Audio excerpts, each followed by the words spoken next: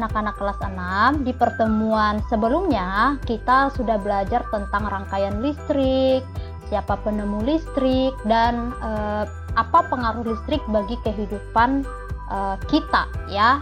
Nah, di pertemuan kedua ini atau hari ini kita akan sama-sama belajar bagaimana cara menghasilkan, cara menyalurkan, dan cara menghemat energi listrik.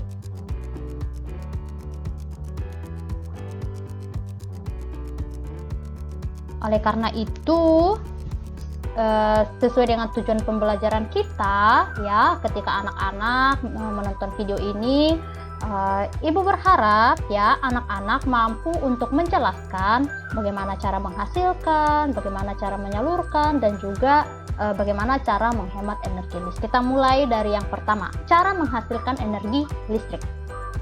Oke, sebelum kita tahu bagaimana cara menghasilkan energi listrik, kita harus terlebih dahulu tahu nih sumber dari energi listrik itu apa saja ya. Ada dua. Yang pertama, sumber energi listrik itu ada yang tidak dapat diperbaharui dan ada juga yang dapat diperbaharui. Contoh dari energi listrik yang tidak dapat diperbaharui itu adalah minyak bumi, batu bara, dan gas bumi. Oh ya, anak-anak tahu kan apa itu sumber energi listrik yang tidak dapat diperbaharui? Artinya suatu saat dia akan habis gitu atau tidak bisa digantikan lagi ya. Nah, selanjutnya sumber energi yang dapat diperbaharui, artinya kita bisa pakai berulang kali ya. Contohnya adalah pembangkit listrik tenaga air ya, kita memanfaatkan tenaga air, lalu pembangkit listrik tenaga uap ya, lalu panas bumi, kemudian biogas atau dari kotoran hewan ya, dan juga biomasa yang berasal dari tumbuhan. Oke. Nah, untuk saat ini Ibu hanya fokus untuk membahas salah satu dari sumber energi listrik yang dapat diperbaharui, yaitu pembangkit listrik tenaga air ya. Oke anak-anak, sekarang kita akan belajar komponen dari PLTA ya. Yang pertama itu ada bendungan atau waduk ya, yang menampung air ya. Yang kedua ada turbin, lalu ada generator, dan yang terakhir ada transmisi. Oke. Nah, sekarang kita akan belajar cara kerja dari PLTA. Cara kerja dari PLTA itu adalah yang pertama, dibuat dulu bendungan atau waduk untuk menampung air tersebut ya, sampai nanti airnya itu penuh ya. Biasanya air yang digunakan itu adalah air terjun ya. Oke, nah kalau misalkan sudah dibuat waduk, maka nanti juga akan ada pintu air ya, seperti ini. Iya, ini namanya pintu air ya, yang berfungsi untuk memasukkan aliran air menuju turbin melalui pipa pesat namanya ya. Dia akan mengalir lalu menuju turbin melalui pipa pesat. Nah, pipa pesat ini adalah saluran pipa air yang menuju ke turbin ya. Nah, di dalam pipa ini juga tekanan airnya itu akan naik ya anak-anak ya. Nah, berikutnya dari pipa pesat itu ya, tadi sudah menuju ke turbin ya. Nah, turbinnya itu ada di dalam sini ya.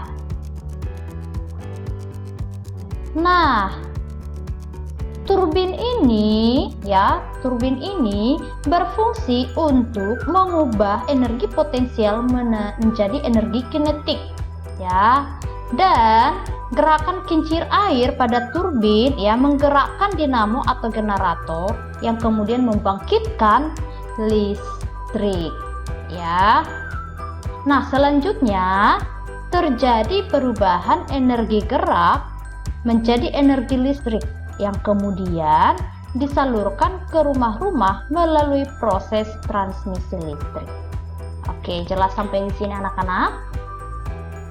Berikutnya, cara menyalurkan energi listrik.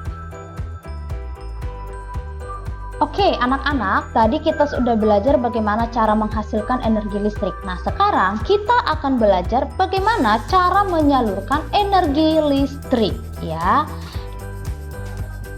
Ya, ada beberapa tahapannya di sini. Nah, yang pertama, ya, energi listrik yang dihasilkan oleh pembangkit listrik tadi, ya, atau PLTA itu tadi, sudah siap untuk disalurkan ke pabrik-pabrik, ya, ke gedung-gedung perkantoran, ke sekolah, dan juga rumah-rumah dari penduduk. Namun, sebelum disalurkan ke sana, anak-anak terlebih dahulu disalurkan ke sutet, ya. Nama kerennya itu adalah sutet. Sutet itu apa, Ibu? Ya, ini nih, sutet itu ini nih. Sutet itu yang ini nih. Sutet itu adalah kabel-kabel besar yang terpasang di menara saluran udara tegangan ekstra tinggi, ya. Nah, atau anak-anak bisa lihat gambar ini. Ya, oke.